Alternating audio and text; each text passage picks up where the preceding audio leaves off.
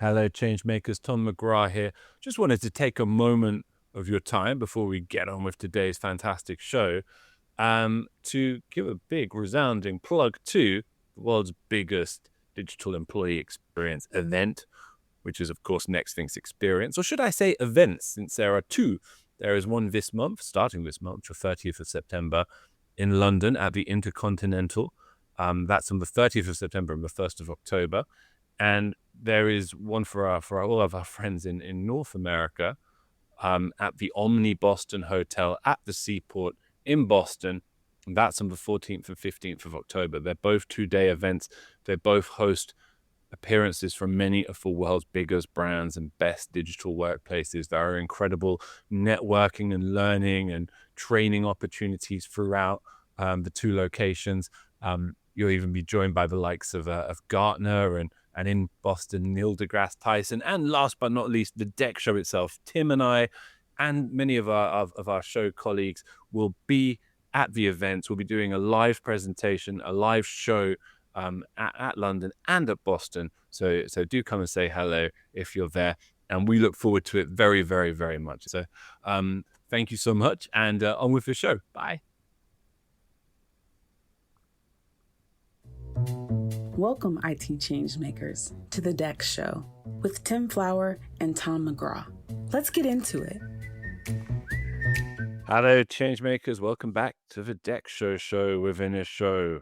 Within a show, you know what it is. It's those episodes of Reality Bytes where the panel and myself get to interview another fascinating Next Thinker. And we've got, I believe, a first time fascinating Next Thinker on the show with us today. But I have to just add, as well as I should mention our favorites, Dina and Tim. Hi, guys. Hey.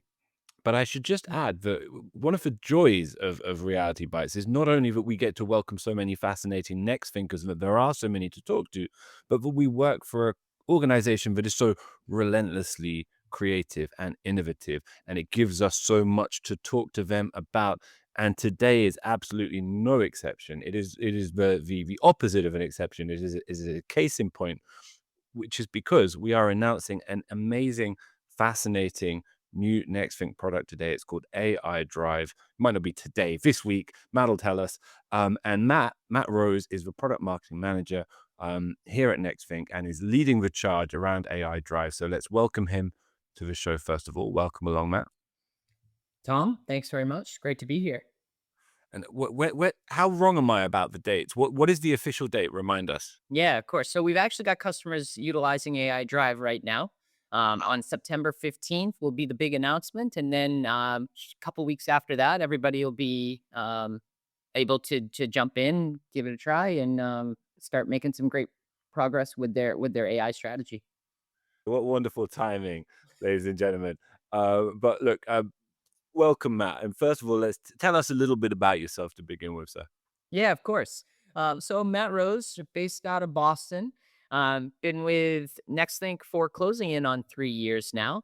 In the product marketing space, have a myriad of different responsibilities, but I think a few that, as listeners and potentially Nexthink power users, that you may have leveraged in the past would be most recently Nexthink Assist and the continued enhancements that we're making there. And really a lot of the other, I have my hand in a lot of the other AI capabilities that Nexthink is working to continue to evolve and unlock for everybody. Fantastic. And I have to say, of all the innovation that's come out of Nexthink over the last year or so, maybe AI Drive is the thing I'm most excited about. And before we get into why that is and what it does, set the stage for us, Matt. How do you see the current corporate landscape when it comes to, shall we say, AI-driven digital transformation over the coming year or three? And what are the big forces at play right now as you see them? Yeah, so I think I think a lot of people say, "Oh, we're at the beginning stages," but I would say we're past the beginning. We're more kind of at the early stages, right? It's no secret that there's billions of dollars of investment that are taking place each year in terms of AI implementation at every single organization. So I think the realization and understanding of, hey, AI is extremely necessary and we need to make investments there and we need to get everybody leveraging and utilizing it. has pushed us past the kind of initial beginning stage of how do we justify this and how do we ensure that this is something that we want to put our money and dollars behind.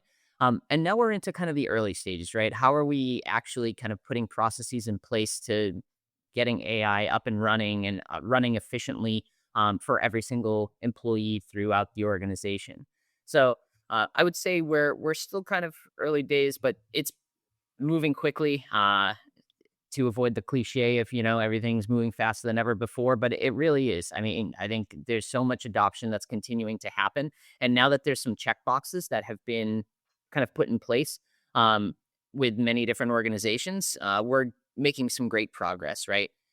First and foremost, I think about AI governance. It's always the hot button topic. I'm not going to spend a lot of time talking about it here today, but it's a box that's necessary and needs to be checked. Many organizations have already put in place, these different committees to ensure that things are being run through the right protocols and that everything is going to be safe and secure for their organization. That data isn't going to leak and people are utilizing AI in the wrong way, so on and so forth. And now it's really about how do we unlock value from the sheer amount of tools that are out there, right? How do we find what's right for each single task at hand and then integrate it throughout our entire kind of digital ecosystem?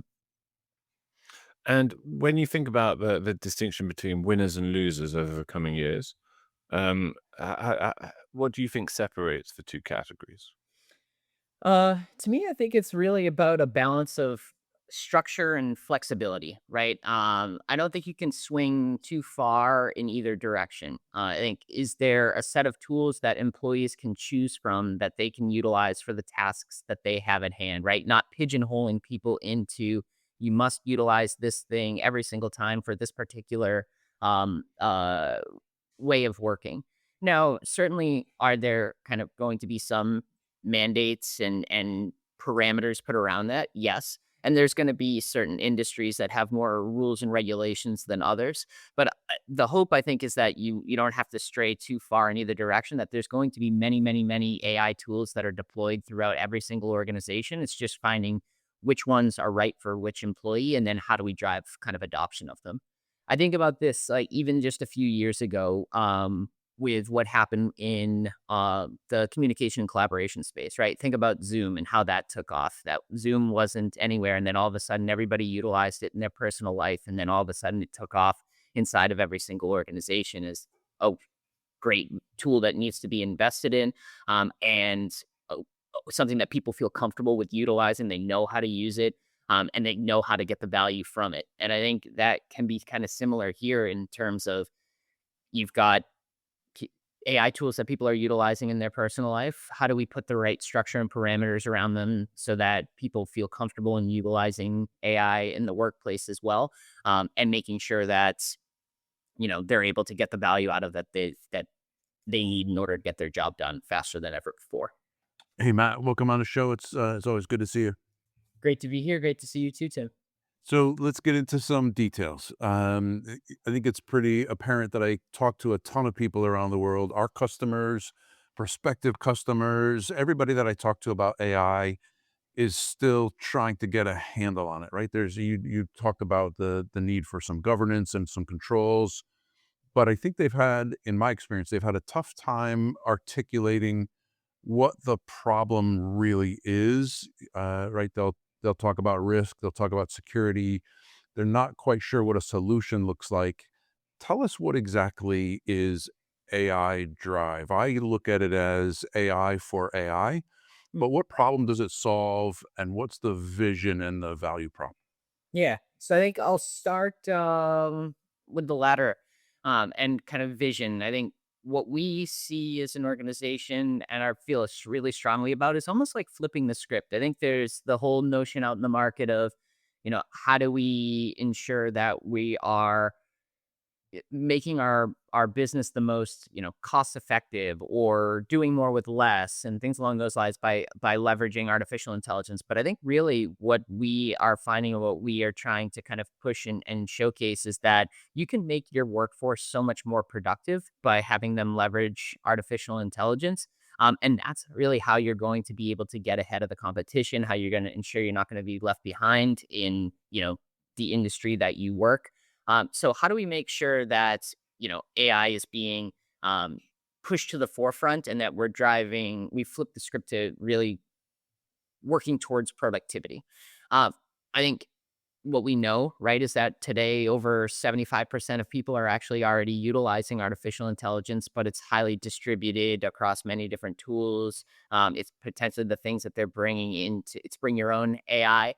So what really AI Drive does is it consolidates all of this different fragmented AI activity into what we're calling a quantifiable business impact, right? We're going to be able to centralize AI visibility of the different tools that are out there, they're being utilized, how do we guide people to actually utilize it more effectively and adopt it better, and then how do we measure all of these things into this kind of like single actionable vantage point inside the Nexthink Infinity platform, so that people can really drive impact throughout and productivity throughout their organization.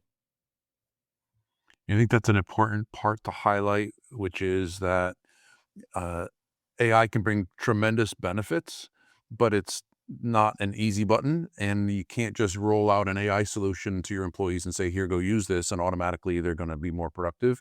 I think a lot of reports right now are saying people are less productive because they've got all this new learning curve. Things are changing so quickly. But get into a little bit more detail. Break down some of the key capabilities and possibilities for. Yeah, so I had kind of just alluded to what we're calling almost like four different pillars of what an AI drive represents, right? And the first one is along the lines of visibility. How do we first and foremost get an understanding of what are the tools that are actually being utilized in every single organization's environment? Are they the ones that are corporate approved? Are they the ones that are, most effective in terms of making sure that people have the right tool for the right kind of thing? Visibility around the actual departments of people that are utilizing them. Are there certain groups that are utilizing AI more than others, and if so, which Right. tools are they? So I think visibility is kind of a key core starting place to make sure that you have kind of a bird's eye view of what your digital landscape looks like, similar to what we do on the deck side kind of today, right? The second one is around usage. The visibility is great, but if you're only getting, data around, hey, here are the tools that are actually being deployed throughout your organization, it doesn't take you as far as you need to be in order to like get to where we were just saying with the driving of the productivity element. So, how do we look at usage? How do we say that there are, X amount of people in your organization that are really AI champions? They're utilizing AI a lot, they're finding value from it. And how do we drive almost like the ball down the hill, or some forward momentum, right? And ensure that you're utilizing the champions in the organization to push forward the AI adoption, and highlight the value that they're getting from AI through to all the other people in the organizations that may be just dabbling in AI at this point in time. And similarly, on the usage side of the house, how do we look at the actual kind of prompts and things like that that are being pushed into place so that we can say, okay, you know what, here are the most common ways that people are generating value from AI, whether it's something as basic as, you know, crafting an email to something more in depth, like creating code. So I think the usage element is kind of that second core key pillar that we look at.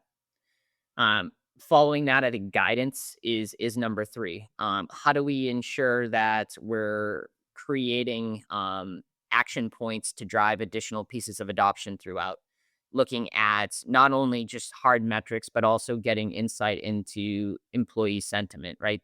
And sentiment's always been a core part of the Nexthink platform. It's something that is key in terms of pushing everybody forward in terms of driving adoption. So what happens if, people are struggling with, certain rules or policies or not having access, and you may not have ever seen that before, but all of a sudden if you have contextual sentiment pieces that are coming into play, now all of a sudden you're able to put in place the programs, the trainings, the communications that are necessary in order to drive adoption of AI throughout the organization, and with the right tools that maybe people are asking for, because you have their actual um, sentiment that they feel around it.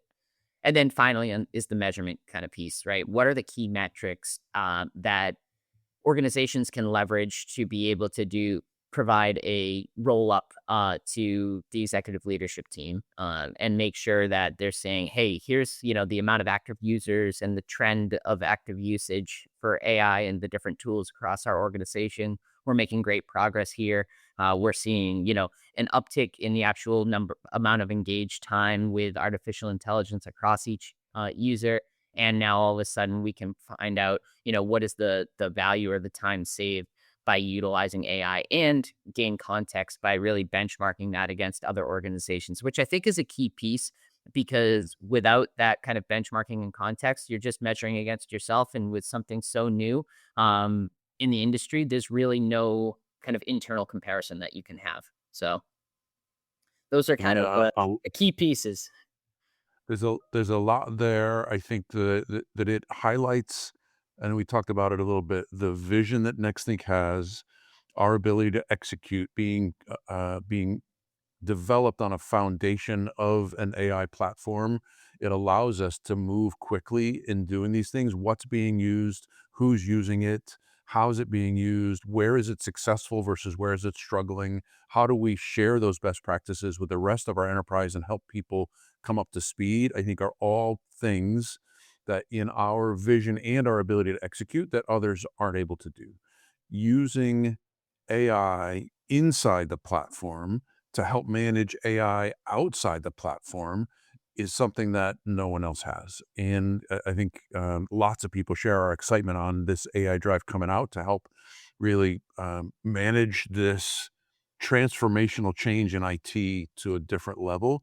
Do you see it as a natural extension of what we've been doing all along in our core DEX principles that are now just reaching into some new apps and new technologies? Or is it the flip of that, where it's a fundamentally new approach tailored to the wave of AI? I think it's actually closer to the former. I think what we want to make sure that we're doing is keeping structure and process the same, right? We've had customers with us for so long. They've been able to see value out of, and great value out of, the Nexthink Infinity platform. We don't need to reinvent the wheel on that front, but we do need to ensure that we're continuing to move forward, to innovate, to provide the right resources, to be the most beneficial kind of DEX platform for every single customer, out there. And really, I think that's an extension of the core kind of DEX principles that, you've been seeing. I think, like, you've probably, if you're listening, you've probably heard us talk about see, diagnose, and fix so many times. And I think there's a natural kind of extension of how that comes into play even here, right? We talked about visibility, see, diagnose, usage and guidance, and making sure, and fix, kind of all coming into play there, where it's now what's going on in the environment. You're able to understand what are the great things that are happening and how can I kind of extrapolate that, but also fix some of the kind of issues that people may be having from an adoption standpoint or from a measurability standpoint. So, and ultimately, it all stems back to our greater goal of creating a better digital employee experience. If you're able to utilize the latest technology because organizations feel like they have the visibility and foresight and control over it, then now you're providing not only a better digital employee experience, but a more productive workforce as well. So certainly extension, and I think there's kind of continued ways that DEX and AI will continue to come together and will push the industry forward here. Right. Hi, Matt. Dina here. Have you had early feedback from customers or prospects on AI Drive? And what would be the thing that resonates the most with them? Yeah. So we have, and hello, Dina. How are you? The thing that we hear most, as of right now, from a lot of the customers that have been leveraging AI Drive for, I guess, a couple months now, in preview mode, has been really all about adoption, adoption, adoption, right? I think I started off the top of the call by saying everybody's investing in artificial intelligence. That's the case. The numbers don't lie. And we've heard that from, all the different customers that have been utilizing AI Drive to date. But they're really kind of stuck at a point of how do I ensure that I'm driving adoption of artificial intelligence in the right way? I think, Tim, you might have alluded to it that, AI is only as good as the proficiency of the workforce utilizing it. So how do we ensure that we're training people up the right way? How do we ensure people aren't going around in circles, which is pretty easy to do with AI if you're continually prompting and prompting and prompting, waiting to get to the answer that you are hoping for. So what are the best practices for kind of chaining things together and moving that forward? So adoption is probably number one. And then measurement is number two, right? Especially with some of the customers that we work with that may be a little bit more mature in nature in terms of their AI strategy. Maybe they've been able to see to a certain extent what tools have been out there. Maybe they've seen some success with driving the adoption of some of the corporate owned tools, or corporate mandated tools that they put in place inside their organization, but they don't know how to continue to make sure that they're unlocking the insight into how much did that actually save me? How much, why has this been so important, and why should I articulate this as a um, great outcome that I can then push to the other people throughout the organization that may not have adopted, that now have a real sense of, look at my colleagues who are seeing all this value, and time saved and productivity and things along those lines. Fantastic. It feels like a cornerstone product with a big, big future. What can you share about the roadmap in general for AI Drive over the next couple of years? Well, the one thing that I will say is there will be continued investment here. I'm on the product marketing side, so roadmap's a little bit out of my full jurisdiction. But what I will say is that we know that we want to continue to invest in this product. That there's going to be continued evolution of it. That as we hear more and more from customers about, the AI value gap that, Gartner has coined, and how we can best represent the data to be able to showcase how that can be unlocked, the better. And we're going to continue to leverage, a lot of the different DEX capabilities that we have and infuse them in there to make sure that, we're taking full advantage of the Infinity platform, that's already out there, because there are so many kind of tie-ins, right? I alluded to some of the engagement pieces before, but there's so much more than that, especially as it relates to some of the digital adoption pieces as well. So continued investment, continued breadth of scope across the platform, and ultimately continued learnings for our customers as well. Great. Does AI Drive itself leverage AI today? And how do you see that evolving in the future? More, less? Yeah, multiple different facets actually. So as of right now, there's functionality in there that makes it extremely easy to be able to, as I mentioned, kind of ladder up success in the status, right? We're leveraging our own artificial intelligence to scan across the Nexthink Infinity platform and gain learnings from what the data is saying, right? How do I quickly, if I'm managing the Nexthink platform, get a read from artificial intelligence on, you know, here's the progress that was made week over week. Here are some of the action items that we should take to continue to drive more productivity and drive more kind of active usage, and then summarize that and be able to provide it up the ladder without even really having to spend too much time kind of analyzing everything that's going on inside the AI Drive dashboard, because it's already been there and correlated against, like was mentioning before, the benchmarks of other organizations out there so that they can gain some context. The other one that I think is extremely important on the AI front is we had recently, I guess it was a few months ago now, launched AI sentiment analysis as part of our kind of employee engagement campaigns. And so now all of a sudden this becomes this key way of leveraging AI for, AI purposes. If I send a survey out that is tailored to each individual AI application, and get, thousands upon thousands of responses back, how do we leverage AI to culminate all of those things, find trends, find categories, and then make recommendations on ways to actually improve some of the processes that are out there? If everybody's saying, hey, you know what, I have been utilizing ChatGPT, but I'm willing to make the move over to Microsoft Copilot if, we can do X, Y, and Z with it. And that becomes something that has been said, 10 times, 100 times, 200 times now in your large organization. Now you've got some backing and some guidance as to how you can kind of better make an approach to providing that shift in the organization and driving additional AI adoption. So, yeah, multiple different levels of AI within AI Drive today. Definitely. That the insight that you would get back to your point of the see, diagnose, fix with the power of AI Drive gives you a lot of actionable information that would really help with the decision making based off of data, not just that, but also the analysis that you do from the Engage campaigns. Um, Alluding to that, how might the roadmap intersect with other Nexting solutions like Assist or Adopt in the future? Yeah, so I think Assist is already live and well today, right? In terms of how these two kind of pieces come together.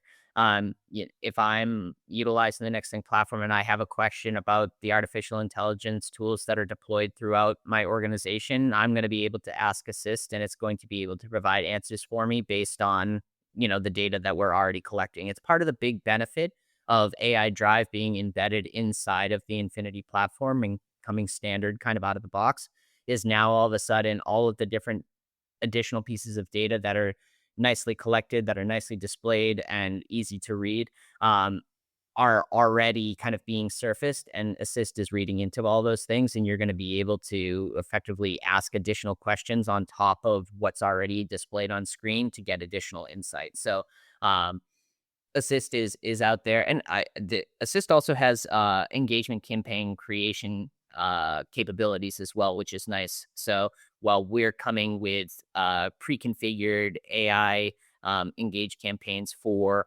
specific tools, there's nothing stopping for you from asking Assist to create an additional one and continue to get quick value and be able to see things progress forward.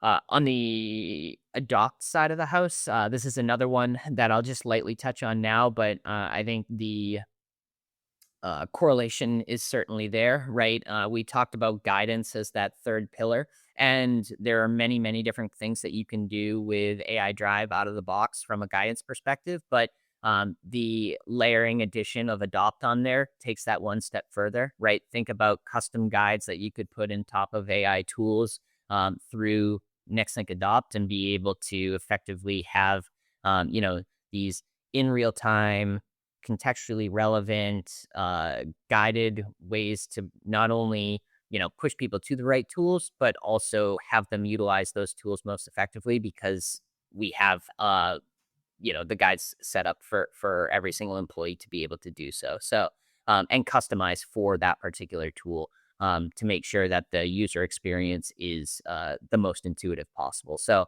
I think we touched upon, breadth of the Nexthink platform and continued intersection of AI Drive, and that's no different for what we're doing with Assist and Adopt and AI Drive as well. Mhm.